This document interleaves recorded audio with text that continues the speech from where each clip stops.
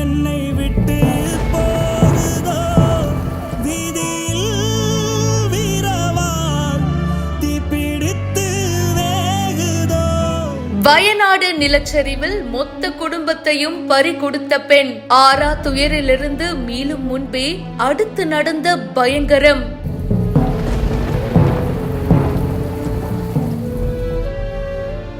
ஆறுதலா இருந்த வருங்கால கணவரையும் சாலை விபத்தில் பறி கொடுத்த சோகம்.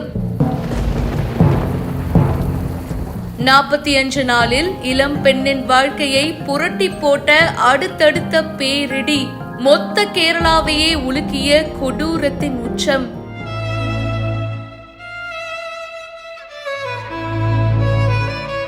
நிலை குலைய செய்யும் கடைசி நிமிட வீடியோ இப்போ சமூக வலைத்தளங்கள்ல வேகமா பரவிட்டு இருக்கு.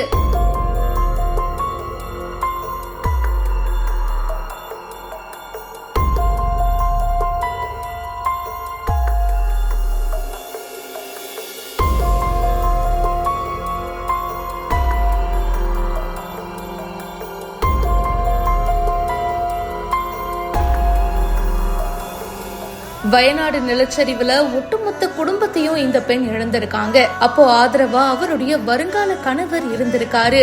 ஆனா விதிங்க, இப்போ அவரும் சாலை விபத்துல இறந்து போயிருக்காரு. இந்த சம்பவம் சோகத்தை ஏற்படுத்தி இருக்கு.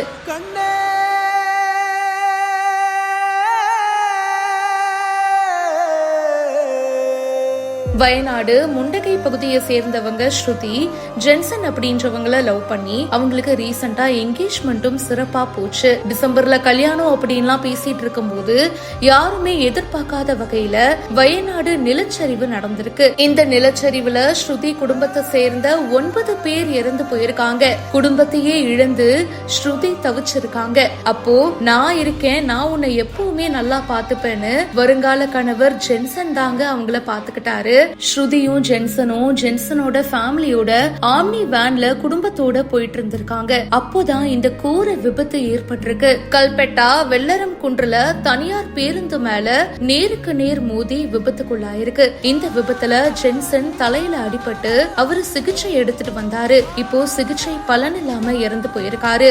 ஏற்கனவே ஒட்டுமொத்த குடும்பத்தையும் இழந்து தன்னந்தனியா ஸ்ருதி இருந்திருக்காங்க. அப்போ ஆறுதலா அவங்களுடைய வருங்கால கணவர் இருந்திருக்காரு. வருங்கால கணவர் இனி எல்லாத்தையும் பார்த்துப்பாரு, தனக்காக அவர் இருப்பாரு அப்படின்னு நினைச்சு ஸ்ருதி இருந்தாங்க. ஆனா யாருமே எதிர்பார்க்காத வகையில இப்படி ஒரு விபத்து நடந்திருக்குங்க. இந்த சம்பவம் சோகத்தை ஏற்படுத்தி இருக்கு. இத பத்தி உங்களுடைய கருத்துக்களை ஷேர் பண்ணுங்க.